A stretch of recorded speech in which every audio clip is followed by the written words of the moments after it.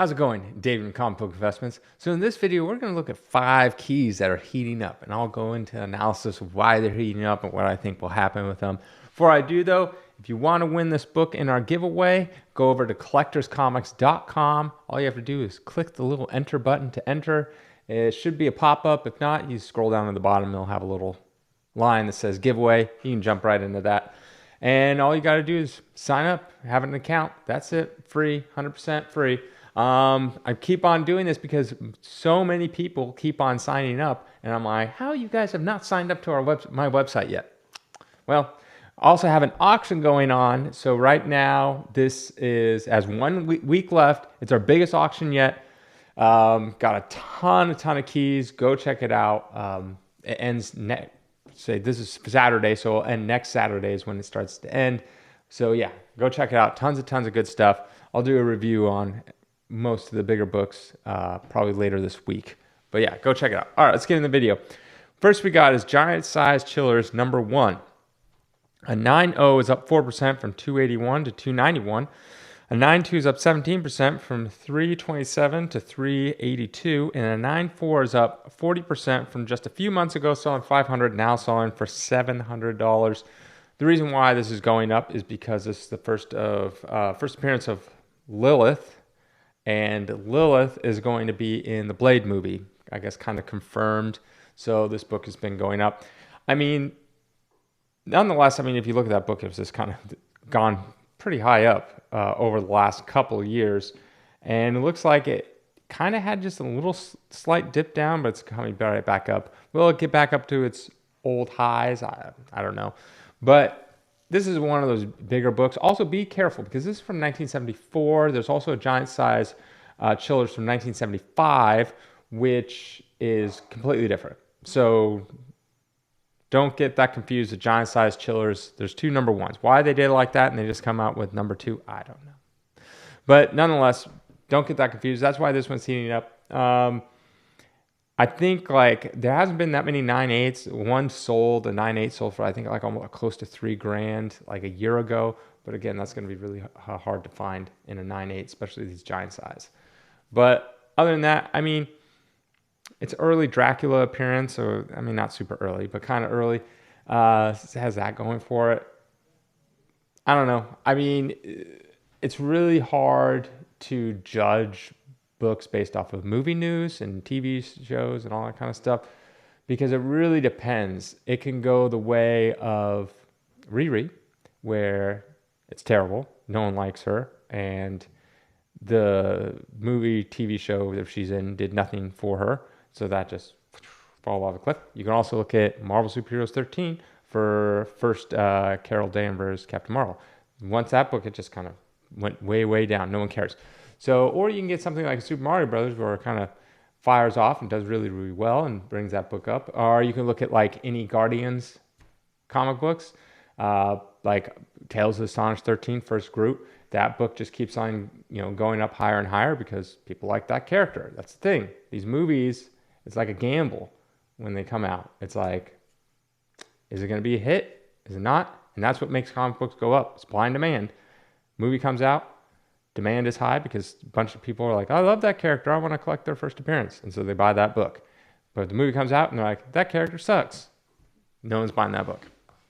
All right, next we got is Gambit number 1. This is the gold variant.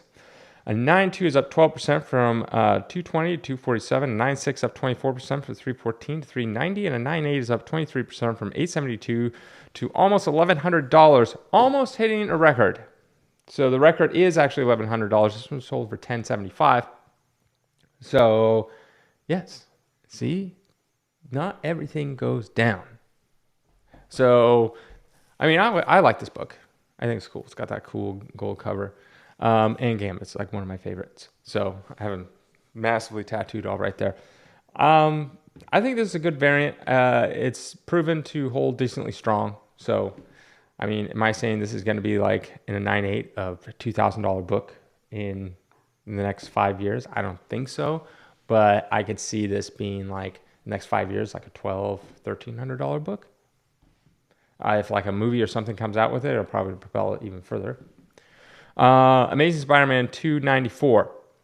This is Death of Craven. A 9.4 is down 5% from 75 to 79. A 9.6 is down 22%, or I'm sorry, up 22% from 88 to 107. And a 9.8 is up 32% from 425 to 560. Yeah, so if I said down, I meant up. Yeah, I get these videos confused. But anyways, yeah, so this one, it's weird because they had this like, it was like a 6-part series or something like that. And this is just one of them. And you'd think the earlier issues would have, I mean, they are going up, but they're not worth quite as much as this one. So yeah, the movie's coming out. This happens to be a popular series regardless of the movie. So even if you went back many years ago before the movie, this was a very popular line to get storyline, very popular Spider-Man versus Craven storyline. But yeah, I mean, not much else I can say. This is why it's going up. All right, next we got Batman 181. A 5.5 is up 36% from 735 to 995. A 9.0 is up 4% from about 6,300 and now selling for 6,600. And a 9.2 is up 8%, selling for about 14,400, hit an all-time record for 15,600. Yes, world record for this book in a 9.2.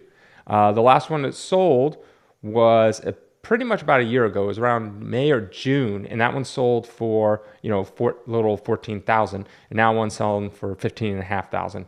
And so, yes, I mean, records still get broken. I think this is a fantastic book.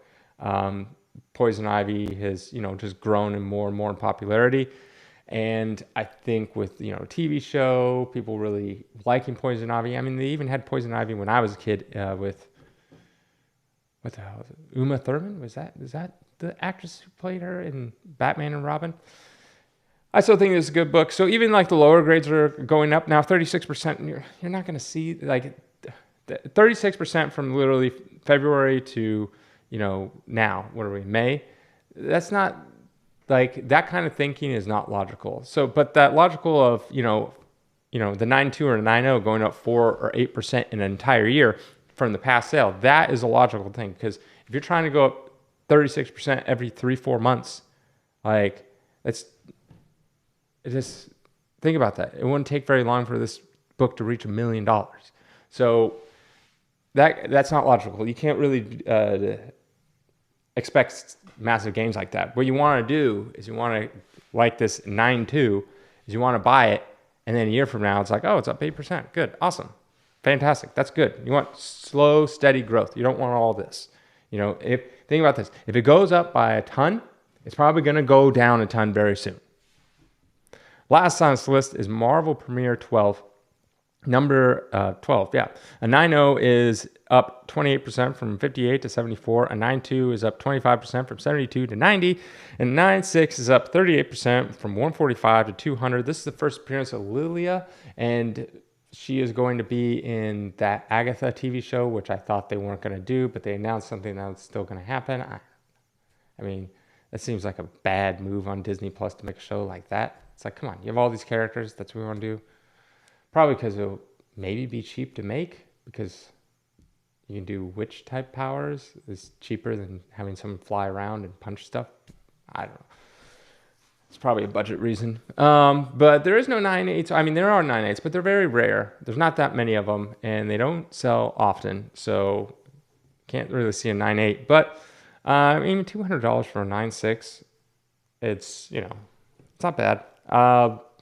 If this is hyped based off of, like, if we went back multiple years ago, I mean, this book was selling for like $150, roughly. So I would expect, and that's the thing. I was doing this. I was talking to my brother. I was like, look, this book, like, just look at the trajectory of books.